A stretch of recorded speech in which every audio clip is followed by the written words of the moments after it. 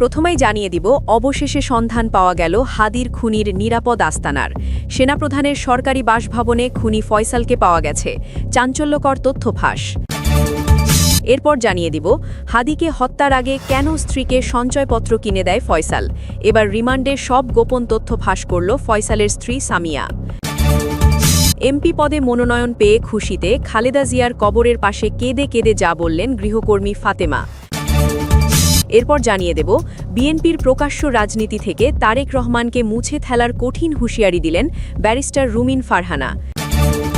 এবং সবশেষে জানিয়ে দিব, বিএনপিকে ক্ষমতায় বসাতে ভারত ও আমেরিকার গোপন ষড়যন্ত্র ফাঁস, থাকছে প্রমাণসহ বিস্তারিত প্রতিবেদন। এতক্ষণ শুনছিলেন সংবাদ শিরোনাম, এখন থাকছে বিস্তারিত। অবশেষে গুঞ্জনটা সত্যি হলো। ডাক্তার ইউনুস বললেন, আমি সারা জীবন শান্তির কথা বলেছি, ন্যায়ের কথা বলেছি। আমার সরকার কি তবে খুনিদের আশ্রয়স্থল হয়ে দাঁড়িয়েছে? আপনার সরকারি বাসভবনে খুনি ফয়সালকে পাওয়া গেছে। এটা কি ষড়যন্ত্র? যে ফয়সালের হাতে সাধারণ মানুষের রক্ত লেগে আছে, তাকে আপনি নিজের ছাদের নিচে আগলে রেখেছেন।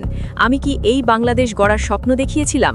আপনি যখন খুনিকে প্রশ্রয় দিচ্ছিলেন, তখনই আপনার ইউনিফর্মের মর্যাদা হারিয়েছেন। ছাত্র জনতা এই পরিবর্তন এনেছে খুনিদের বিচারের জন্য, তাদের লালন পালন করার জন্য নয়। এক সাংবাদিক বলেন, সেনাপ্রধানকে বহিষ্কার করলে সেনাবাহিনীর চেইন অফ কমান্ডে এটার প্রভাব পড়বে। ডাক্তার ইউনুস বললেন, চেইন অফ কমান্ডের আগে আমার কাছে দেশের মানুষের আমানত বড়। আমি সেনাপ্রধানকে একটি পদ দিতে পারি, সম্মানের সাথে পদত্যাগ, নয়তো এই মুহূর্তেই বহিষ্কারের আদেশে আমি সই করব। সিদ্ধান্ত আপনার। হাদির যে হত্যাকারী ফয়সাল, তাকে সেনাপ্রধানের সরকারি বাসভবনে খুনি ফয়সালকে আত্মগোপনে রাখা হয়েছে। এবার রিমান্ডে চাঞ্চল্যকর তথ্য দিল শুটার ফয়সালের স্ত্রী সামিয়া। আজকের প্রতিবেদনে আমরা উন্মোচন করব সেই সকল না জানা সত্যগুলো। তার জন্য ভিডিওটা শেষ পর্যন্ত দেখতে থাকুন। হাদি হত্যায় ফয়সালের নাম আসার পর থেকেই ফয়সাল ও তার পরিবারের সদস্যদের ব্যাংক হিসাবের খোঁজে নামে সিআইডি। ৫৩টি ব্যাংক হিসাবে ১২৭ কোটি টাকার অস্বাভাবিক লেনদেনের তথ্যের পর তার সব হিসাব আদালতের নির্দেশে অবরুদ্ধ করে সিআইডি। একই সঙ্গে এসব ব্যাংকে থাকা ৬.৫ কোটি টাকা বাজেয়াপ্ত করেছে সংস্থাটি। ফয়সালের এসব লেনদেনের মধ্যে ৬.৫ কোটি টাকার একটি লেনদেন নিয়ে মাঠে নামব আমরা। খুঁজে বের করার চেষ্টা করব, হাদিকে হত্যার ঠিক ১ মাস আগে কেন ফয়সাল ৬.৫ কোটি টাকার এই সঞ্চয়পত্র কিনেছিল স্ত্রীর নামে। দায়িত্বপ্রাপ্ত কর্মকর্তারা ক্যামেরার সামনে কথা না বললেও জানান, ব্যবসার কথা বলে ২০২৩ সাল থেকে এই ব্যাংকের লেনদেন করে ফয়সাল।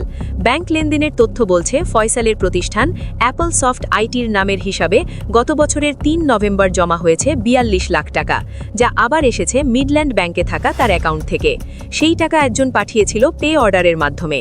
পরে ৪ নভেম্বর অ্যাপল সফট আইটির হিসাব থেকে ৬.৫ কোটি টাকা দিয়ে স্ত্রী সামিয়ার নামে সঞ্চয়পত্র কেনে ফয়সাল।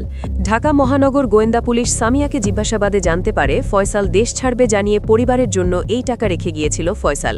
ফয়সালের স্ত্রী রিমান্ডে জানিয়েছে, ঘটনার একজন এক ধরনের ভূমিকা পালন করেছে।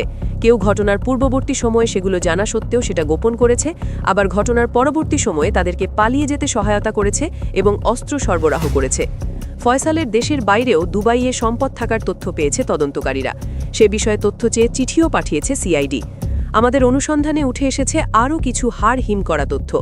যমুনা ফিউচার পার্কের একটি বেসরকারি ব্যাংক শাখা থেকে একটি পে অর্ডারের মাধ্যমে ৫৮ লাখ টাকা জমা হয় মিডল্যান্ড ব্যাংকের রূপনগর উপশাখায়। সেখান থেকে ১৬ লাখ টাকা বাদ দিয়ে বাকি ৪২ লাখ টাকা পাঠানো হয় এনআরবিসি ব্যাংকের মিরপুরের বেনারসি পল্লী শাখায়। সেখানে শুটার ফয়সালের অ্যাপলস অফ আইটি নামের একটি অ্যাকাউন্টে সেই টাকা জমা হয়। আগে থেকে থাকা অর্থসহ মোট ব্যালেন্স দাঁড়ায় ৬৫ লাখ টাকা। পরবর্তীতে এই পুরো ৬৫ লাখ টাকা ফয়সালের স্ত্রী শাহেদা পারভিন সামিয়ার একই শাখার ব্যক্তিগত অ্যাকাউন্টে স্থানান্তর করা হয়। হত্যাকাণ্ডের ঠিক ১ মাস আগে ৪ নভেম্বর সেই টাকা দিয়েই তারা সঞ্চয়পত্র কেনে। পরে সেই সঞ্চয়পত্র গোয়েন্দা পুলিশ ও সিআইডির তদন্তে আসে। জিজ্ঞাসাবাদে সামিয়া জানান, হত্যার আগেই ফয়সাল পুরো পরিকল্পনা করে রেখেছিল হত্যা কিভাবে হবে, দেশ ছাড়ার পথ কি হবে এবং দেশ ছাড়ার পর পরিবার কিভাবে চলবে। সে কারণেই স্ত্রীর ভরণ পোষণের জন্য এই ৬৫ লাখ টাকা সঞ্চয়পত্রে বিনিয়োগ করা হয়েছিল, যাতে প্রতি মাসে লাভের টাকা দিয়ে পরিবার চলতে পারে।